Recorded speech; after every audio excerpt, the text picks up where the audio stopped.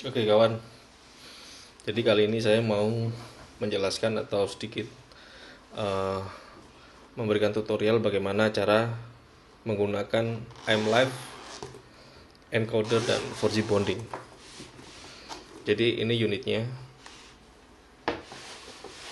sudah ada tasnya, sudah terinclude. Kemudian di dalamnya ini ada kabel HDMI, kemudian ada kabel SDI, kemudian di dalam juga ada manual.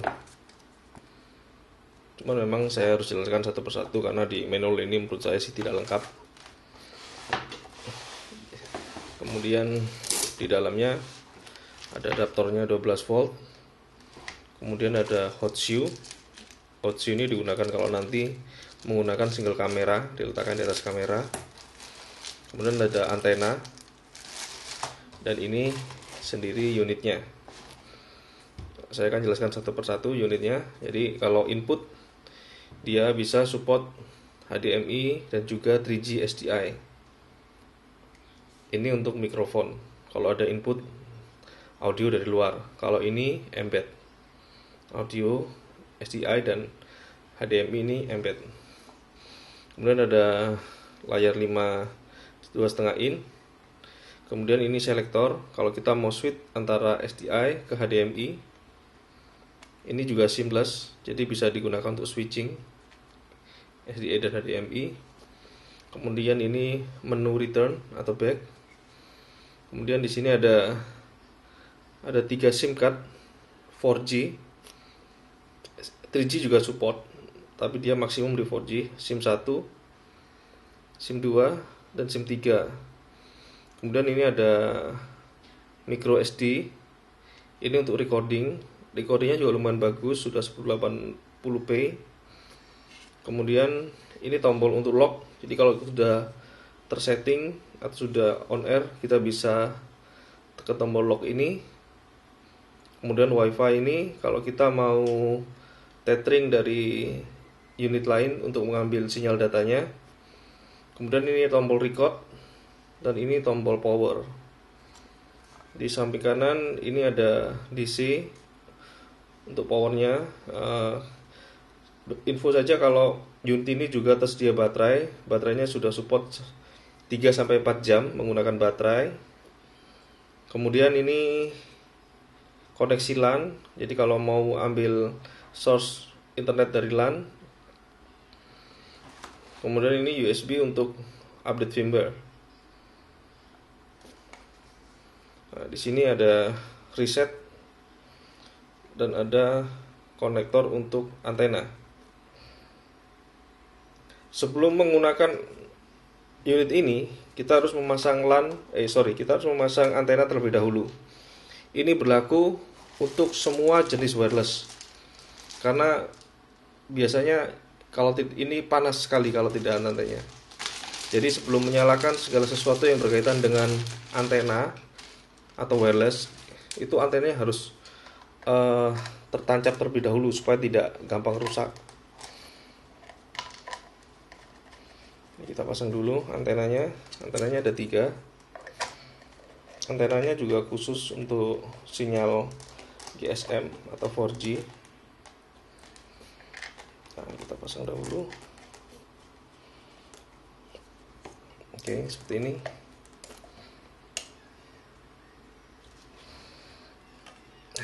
Ini unitnya.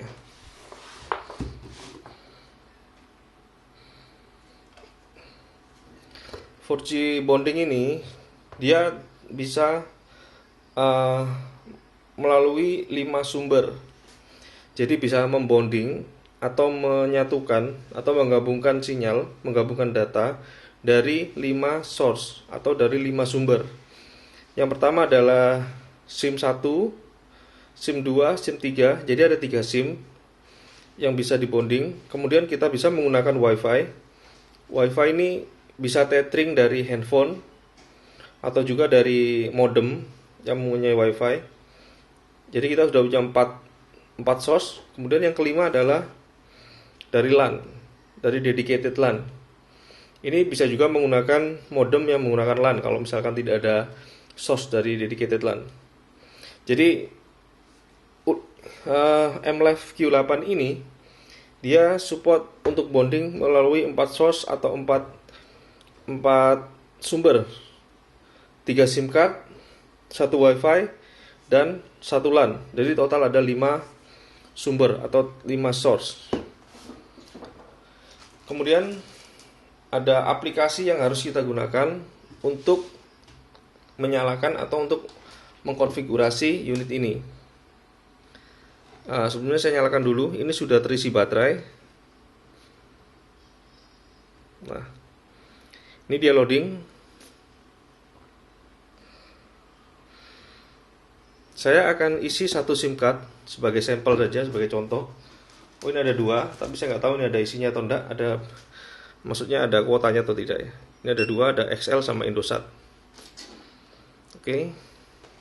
Dalam kondisi nyala tidak apa-apa. Kalau kita mau ganti SIM card tidak masalah kalau hanya SIM card. Nah, kita menggunakan paperclip atau apa untuk membuka slotnya.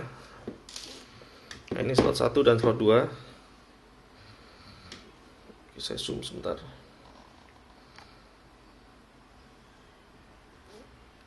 Ya, ini slot 1 saya isi menggunakan Indosat. Kondisi, jadi kecepatan dari internet ini sangat tergantung dengan lokasi dan juga kartu yang digunakan. Kebetulan di rumah saya ini emang kondisinya sinyal tidak bagus. Nah, tapi kita coba memasukkan 2 SIM card. Ini ada SDI dan HDMI. Saya coba masukkan input dari HDMI. Nah,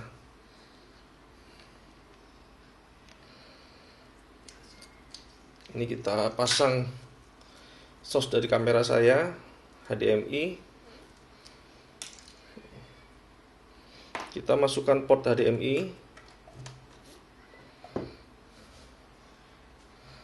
Ini kita masukkan belakangnya.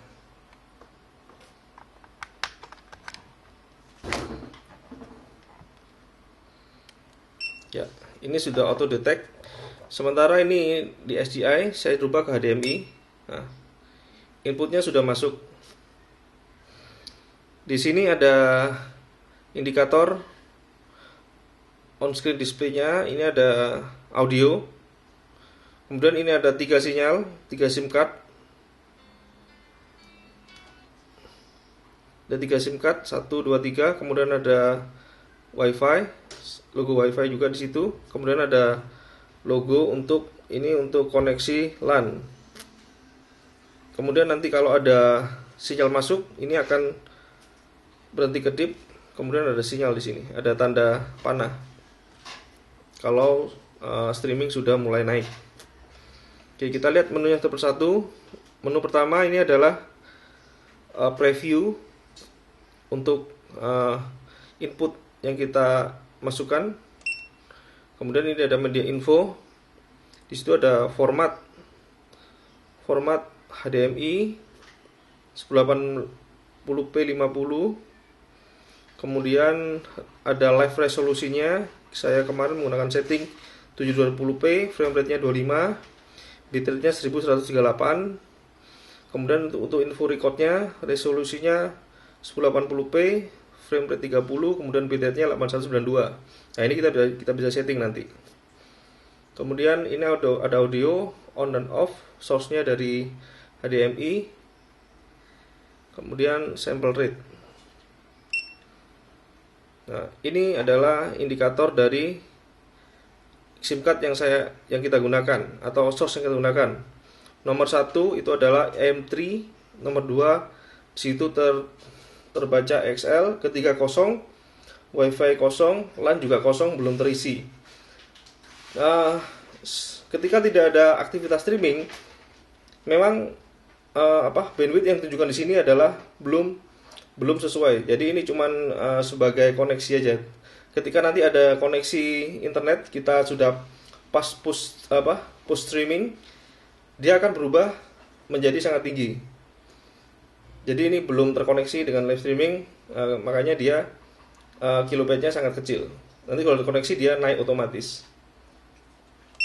Nah, kemudian ini ada info. Nanti kalau sudah kita masukkan, di sini ada versi, firmware, temperatur, kemudian ini ada RTMP address, kemudian ada RSTP address. Jadi unit ini sudah mendukung H265 atau HEVC.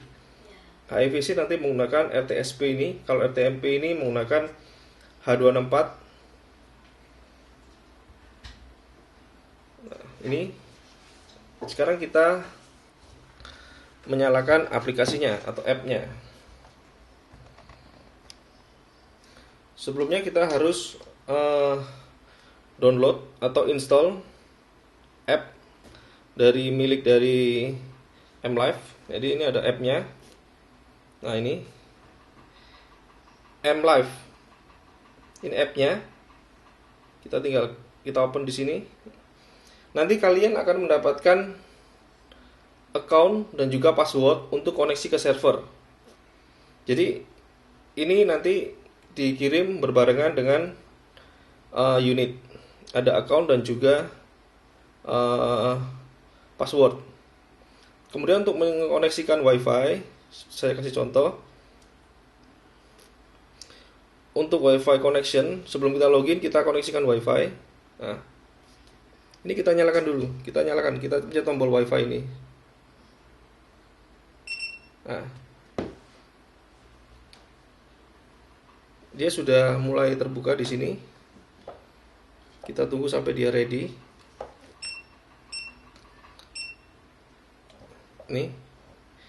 Ini cara untuk mengkoneksikan tethering atau WiFi dari sumber lain. Kita coba replace, kita cek sudah masuk apa belum. Kita nyalakan ini. Nah, ini WiFi-nya dia adalah Cash Pro F, nanti F sekian tergantung dengan unit yang kalian dapatkan. Ini sudah terkoneksi. Nah, ini sudah terkoneksi. Kemudian kita masuk ke aplikasi yang tadi.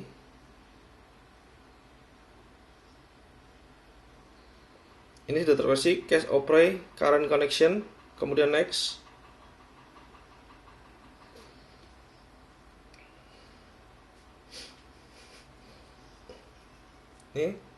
Di sini ada setting, cuman kalau untuk ke WiFi connection kita cuman perlu untuk menyeting WiFi saja. Nah, nanti kita tinggal koneksikan tethering atau WiFi yang ada di sekitar kita. Seperti ini. Kita tinggal masukkan password, kemudian koneksi, otomatis nanti unit ini akan terkoneksi dengan sumber WiFi dan mendapatkan bandwidth internet dari WiFi tersebut. Oke, itu tadi untuk koneksi WiFi, untuk memasukkan sinyal WiFi di dalam sini. Kemudian untuk setting streamingnya, setelah kita masukkan user ID dan password, kita login.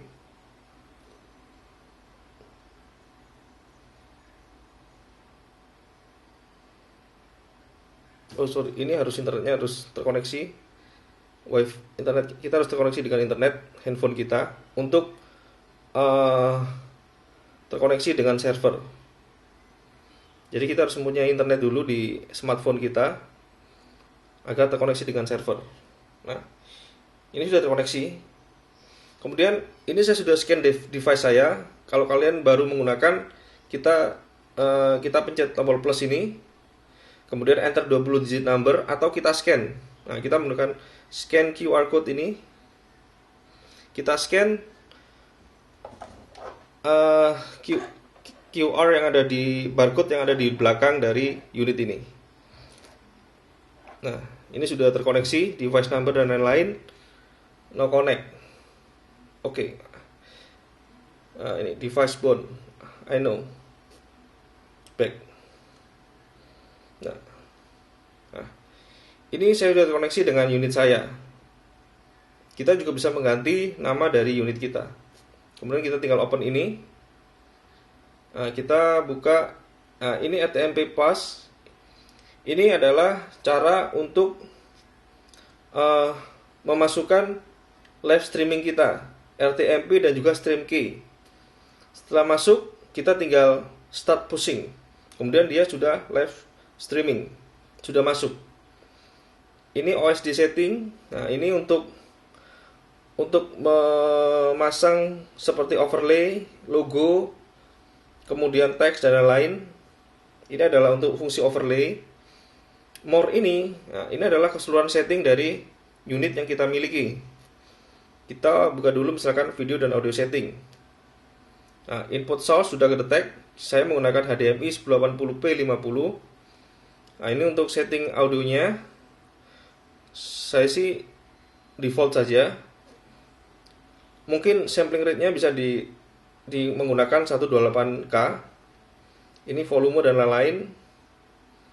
Kemudian ada ini live streaming setting. Nah, ini adalah settingan apa yang kita gunakan untuk mengirim gambar ke platform streaming kita. Jadi resolusinya berapa? Saya menggunakan 720p. Kemudian bitrate-nya berapa? Maksimal. Misalkan kita menggunakan 2200. FPS-nya saya bikin default 25. Bitrate-nya ini ada CBR dan VBR. Frame intervalnya 1 sampai 10 kita pilih. Kemudian encoding-nya H264 atau H265. Profilnya bisa high, bisa main, bisa baseline. Kemudian kita save. Recording setting. Nah, recording setting kita juga bisa pilih 720p atau 1080p. FPS-nya 25 atau 50. Kemudian bitrate-nya. Semakin bagus bitrate, itu semakin bening hasil recording. Jadi semakin tinggi, hasil recordingnya semakin bening. Bitrate controlnya CBR dan VBR. Saya pilih CBR aja. Kemudian kita save. Ini untuk settingan recording. Video flipping. Nah, ini untuk mengkoreksi gambar aja, terbalik atau tidak. Tidak perlu sih, tidak perlu digunakan. OSD setting yang tadi untuk overlay. Time display. Jadi ketika kita nyalakan ini, di hasil streaming kita itu nanti ada time display, ada waktu dan tanggal. Saya kira tidak perlu. Kemudian ini bonding setting. Bonding setting itu ada dua macam. Jadi kalau secara default dia akan normal. Kemudian kita juga bisa memilih aggregation switch. Ini untuk multi-link aggregation, bisa meningkatkan transmisi bandwidth dan lebih stabil. Ini kalau kita gunakan kalau memang kita tidak menemukan kondisi yang stabil pada SIM card kita. Bisa kita save. Ini coba-coba aja kalau yang ini. Kemudian ada video setting. Video setting sih ini cuman PIP aja, two-way monitor. Jadi di layar ini nanti ada dua layar, SDI dan HDMI untuk multi view. Setelah kita masukkan setting semua, nah ini kita menuju ke RTMP pas ini. Ini kita memasukkan RTMP. Kita bisa mengetik di sini atau copy paste. Bisa juga menggunakan screen generator atau QR code. Ini gampang sekali QR code ini. Kita tinggal buka website QR code, kemudian kita masukkan linknya, kemudian kita scan. Dia nanti otomatis masuk ke sini. Ini kebetulan saya sudah setting. Saya beri contoh. Saya gunakan RTMP yang lama ini. Ini dari Restream Live IO. Kemudian untuk memulai streaming, kita tekan ini, start pushing.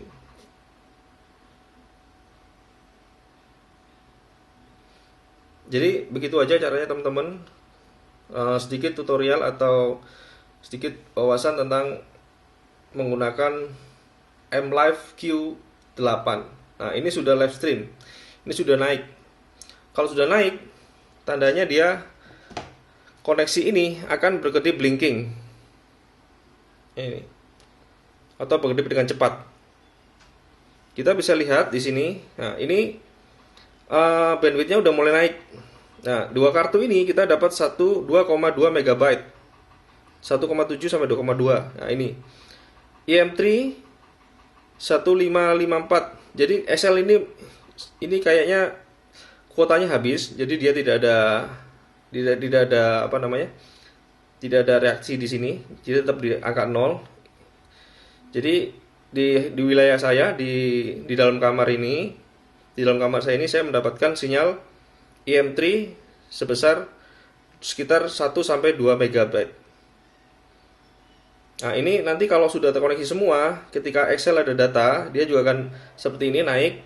Kemudian misalkan simpati juga naik, WiFi saya tidak ada koneksi tadi. Kemudian LAN, kalau ada koneksi dia akan naik juga ini, kilobit per secondnya ini. Jadi semua 5 source ini akan dijumlahkan di sini.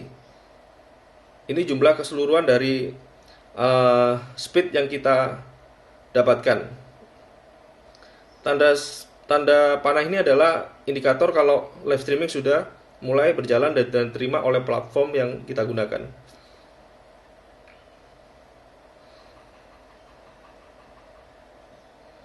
Jadi memang kita harus cek dulu, misalkan kita punya 3 SIM card, Simpati, XL, dan Indosat. Misalkan Simpati paling cepat, lebih baik kita gunakan semua card menggunakan Simpati, atau 2 card Simpati, 1 card SIM card yang lain. Jadi supaya speednya bisa naik lebih tinggi. Begitu kira-kira kawan, sedikit penjelasan tentang produk MLive Q8. Ini adalah 4G bonding dan encoder.